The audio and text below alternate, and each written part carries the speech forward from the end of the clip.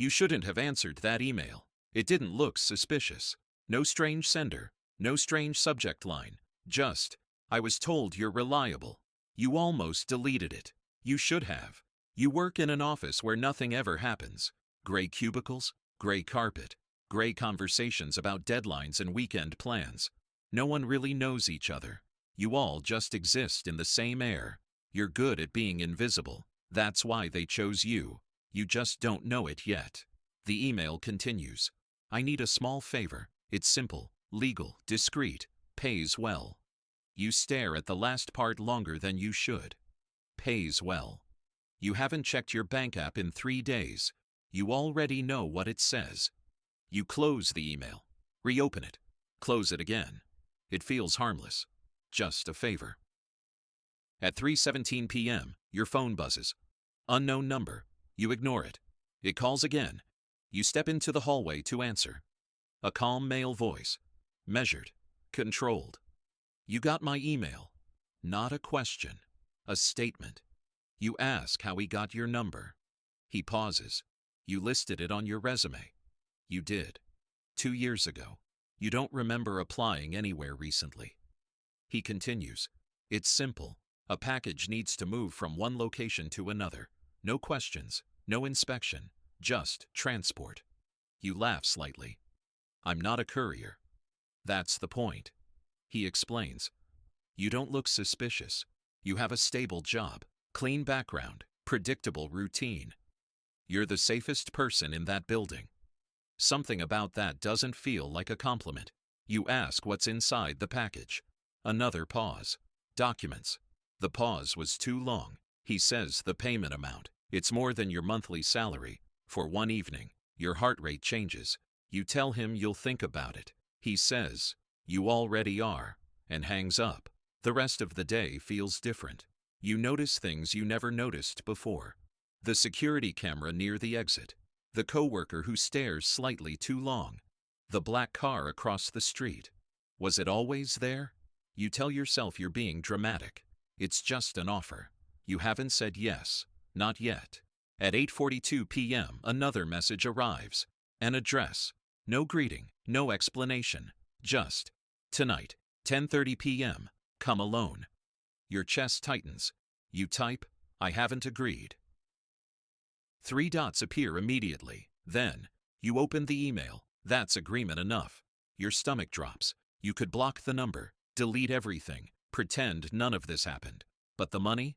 You imagine. Rent paid. Debts gone. Breathing easier. It's just transport. You won't open anything. You won't ask anything. Just drive. That's it. At 9:58 p.m., you leave your apartment. You don't tell anyone where you're going. You don't know why that detail feels important. The address leads to a dim parking structure, level -2, one flickering light, no signs, no people. You almost leave. Then headlights turn on behind you. A black SUV. Your throat tightens. A man steps out, suit, calm posture, no rush. He approaches your car window. You unlock it without meaning to. He places a small sealed duffel bag on your passenger seat. It's heavier than documents, much heavier. He leans slightly closer. Drive to the next address.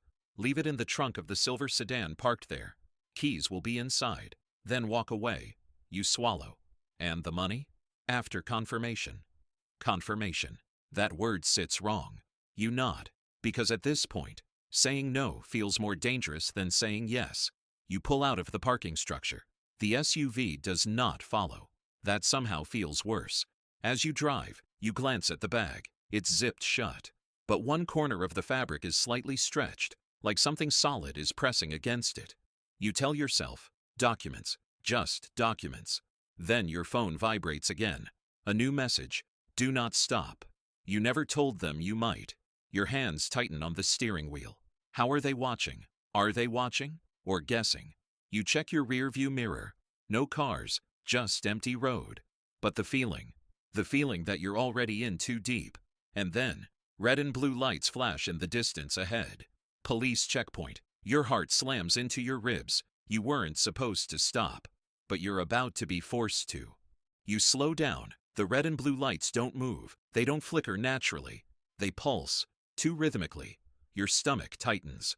Two officers stand near traffic cones, reflective vests, standard patrol car. Everything looks real. Too real. Your palms are sweating now. The duffel bag feels heavier, like it knows. One officer steps forward and raises his hand. You roll down your window. Your voice almost cracks when you speak. Evening. He doesn't answer. He studies you, then glances inside your car. Too long. Where are you headed? You almost say the truth. You don't know. Instead, home.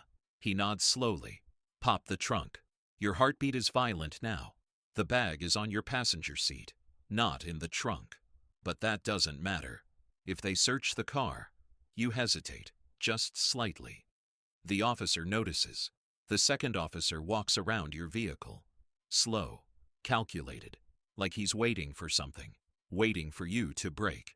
Then your phone vibrates. You almost jump out of your seat. A message. Unknown number. Stay calm. Do exactly as they say. Your throat goes dry. They're watching. This isn't random. You step out of the car, legs slightly weak. You open the trunk. Empty. The officer shines a flashlight inside anyway. Routine. Too routine. The first officer walks to your passenger side. He looks at the duffel bag, then at you. Mind if I take a look at that? Your chest tightens. You want to say yes. You want to say no. You want to run. But your body betrays you. You nod. He opens the passenger door. Slowly. Reaches for the bag. Unzips it halfway. You stop breathing. He looks inside. Long pause. Then he zips it back up. Closes the door. Walks back to you. You're good to go. Just like that. No search. No questions. Nothing. Your brain struggles to process it. You get back into your car. Drive forward slowly. Past the checkpoint. And as you pass, you look in the rearview mirror. The officers are gone. No cones. No lights. No patrol car. Just empty road. Like it was never there. Your hands start shaking. This wasn't about drugs. This was about you. They were testing you. Testing if you'd panic. Testing if you'd talk. Testing if you'd run. Another message appears. Good, you followed instructions. Your chest tightens. You type, what was that? Reply, insurance. Insurance. Against what? Against you. You realize something slowly. If the police weren't real, then this operation is organized, careful, layered, which means this isn't their first time, and you're not their first driver. You think about the man in the parking structure. Calm, controlled, like this was routine, because it is. You reach the second address, an underground residential garage, silver sedan, exactly where they said it would be. Driver door unlocked, keys inside. You step out of your car, lift the duffel bag. It feels heavier now. Or maybe that's just your conscience. You open the trunk of the silver sedan. Place the bag inside. Close it. That's it. That's all you were supposed to do. Your phone buzzes again. Wait. Your spine stiffens. Wait. For what? You stand beside the sedan. The garage is quiet. Too quiet. Then footsteps echo behind you. You turn. It's him. The man from the SUV. But he isn't alone this time. There's someone else with him. A woman. Sharp eyes. No expression. She studies you like an object. You did well, the man says. The woman steps closer. Open the trunk. Your stomach drops. You said just drop it. The man smiles slightly. Plans change. You hesitate. That was not part of the deal. The woman's expression hardens. Open it. You walk to the trunk, hands trembling. Insert the key. Lift. The bag sits there, unmoved, untouched. The woman reaches inside, unzips it fully this time, and turns it toward you. It's not just drugs. It's stacked bundles, bricks, more than you imagined. You swallow. This is more than transport. The man nods. Yes. The woman reaches into her coat. Your pulse spikes, but she doesn't pull a weapon. She pulls out your employee ID badge from your office. Your heart stops. You dropped this, she says calmly. You didn't. You know you didn't. Which means they've been inside your building, inside your life. The man speaks softly. You're reliable, predictable, alone. Alone. That word lands heavily. You have no criminal record, he continues, which makes you valuable. Valuable, not trustworthy, not helpful. Valuable, like a tool. You step back slightly. I did what you asked. The woman nods. You did. Pause. Then she adds, now we need something else. Your stomach tightens. What? The man's voice lowers. There was never a second driver. Silence fills the garage. Cold, heavy silence. The checkpoint, he continues, wasn't just a test. Your pulse pounds in your ears. It was a rehearsal. And then he says the words that freeze everything. We need you again tomorrow. The words echo in your head. You don't answer, because something is clicking now. Slowly, painfully. You look at your employee badge in the woman's hand. You've been inside my office. She tilts her head slightly. Everyone leaves doors open. The man steps closer. Tomorrow will be bigger. Your pulse spikes. I'm not doing this again. Silence. The woman studies your face, like she's deciding something. Then she says, you don't really have a choice. Your phone vibrates. You look down. A notification from your banking app. A deposit. The full amount promised. Your breath catches. They paid you already. Why would you pay me before confirmation?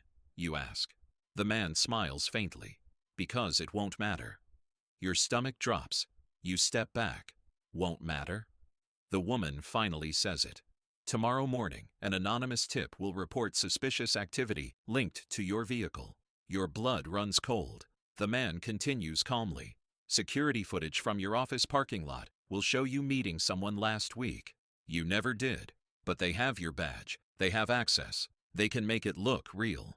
You transported narcotics tonight, the woman says evenly. There are cameras in this garage. You turn slowly and notice them. Small, black, unavoidable. You think we tested you tonight? The man says softly. No. Pause. We documented you. Your breathing becomes shallow. You set me up. The woman nods slightly. Insurance. The same word from earlier. You're clean, the man explains. First offense. Stable job. No connections. Perfect suspect. Believable mistake. Office worker tempted by quick money. And tomorrow, the woman adds, when the police pull you over. Your mind flashes back. The fake checkpoint. They weren't testing panic. They were recording how you behave during a stop. How you speak. How you move. How nervous you look. Training footage. For the real one. You can't prove anything. You say weakly. The man gives a soft, almost sympathetic smile. You're right. Then he pauses. And neither can you. Another vibration. A message. Unknown number again. Go home. Sleep. Be normal. Your chest tightens. They're not worried. Because the trap is already built. You don't sleep. Every sound feels amplified. Every car passing outside makes your heart jump. You consider running. But where? They know your job. Your address. Your routine. You're predictable, remember? At 8:15 a.m. you leave for work, trying to look normal, trying not to shake. Halfway there, red and blue lights flash behind you. Real ones. You know immediately. This time, it's not a rehearsal. You pull over. Your hands are ice cold. An officer approaches. Professional. Routine. Step out of the vehicle. Your legs feel weak. You step out. He opens your trunk. You already know what's there, because you never checked it last night. You hear the zipper. You hear the pause. Then, sir, do you know what this is? You close your eyes. You don't answer, because now you understand everything. The second driver. There was never one. You weren't transporting drugs. You were receiving them. The officer reads you your rights. The words blur together. As they cuff your wrists, you look across the street and see it. A black SUV, parked casually, watching. You can't see their faces clearly, but you know they're inside. Calm, controlled, unbothered, because you did exactly what they needed. You opened the email. That was agreement enough. As the police car door shuts, your phone vibrates one last time in your pocket. A final message. Thank you for your service. You suddenly understand. The drugs in your trunk were never meant to reach anyone. They were evidence, a distraction. While the police arrest you, the real shipment is already moving somewhere else.